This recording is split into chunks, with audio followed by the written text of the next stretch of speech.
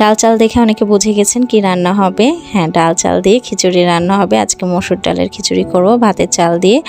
আর এই যে পেঁয়াজ রসুন দিয়ে, মানে নিরামিষ না আমিষভাবে করা হবে এই খিচুড়িটা। আর এর মধ্যে একটু আমের আচার দিব। আর প্রেশার কুকারটা আমার ঠিক হয়ে গেছে বলতে বাড়ি থেকে ঠিক করে নিয়ে আসছি। এখন আর টেনশন নাই।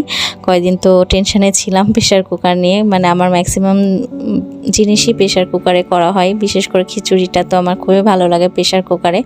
তো তাই বানাই ফেললাম সকাল সকাল খিচুড়ি আর ডিম ভাজা।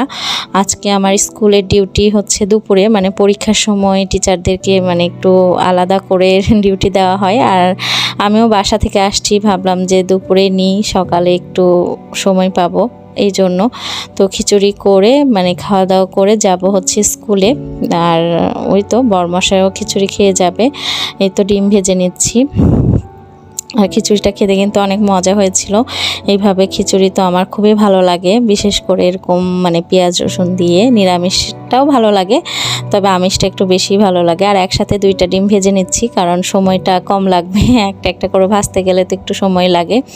তো সময় যেভাবে বাঁচানো যায় সেই চেষ্টাই করি, যেটা মানে যে কাজ করে যখন সময়টা একটু কম লাগে।